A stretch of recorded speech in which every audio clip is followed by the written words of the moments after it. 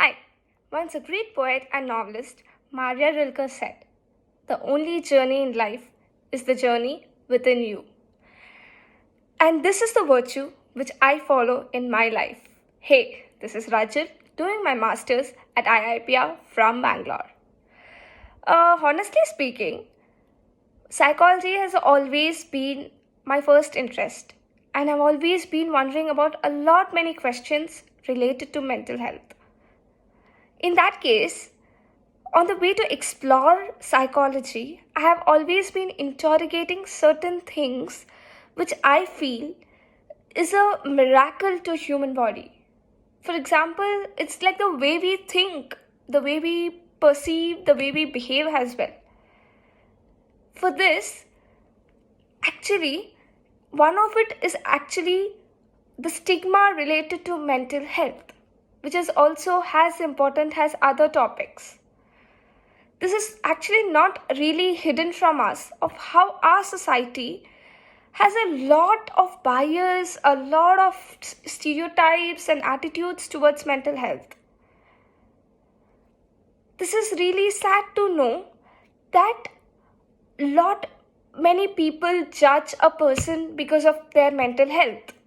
And certainly I ask a lot of questions on this basis. Why do people talk about physical health more and not about mental health? Why do people deny?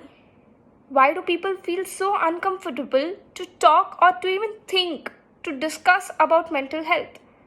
Is it that so strange? The list of questions just goes on, and there is actually no end. And obviously not to forget about many concepts like taboo, stigma, and also labeling related to mental health. And people are actually afraid of this. People are afraid of being judged. People are afraid of being isolated. And they are afraid of the guilt which the fault they haven't done. And if someone comes up and talks about mental health, why is he or she subjected to humiliation?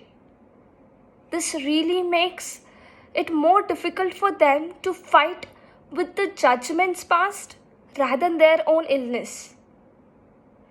People clearly and very happily hide their worries and distress under somewhere just because they fear of consequences that comes out of those judgments. Here's an instance I would like to share from my personal life. So when I was around 12 years old, even I felt lonely. I had a lot of fears about my insecurities, and when I spoke about this to my friends, asking them if even they have ever felt something like this in their life. And what was shocking to me is somewhere or the other, even my people, my friends are disturbed in some way or other, but they have never spoken to this to anyone. Why is this?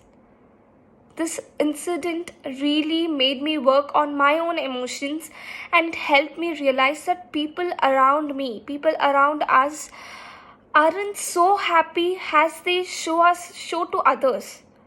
They all are wearing masks to hide their emotions and feelings. Here I question to each one of us, how often do we ask ourselves? How often do we explore ourselves in terms of our emotions and feelings? Not really, right? This is so strange. And this is really not surprising that people tend to outlook the notion of someone being mentally ill because they may relate it to being weak or losing out of control. Why is it?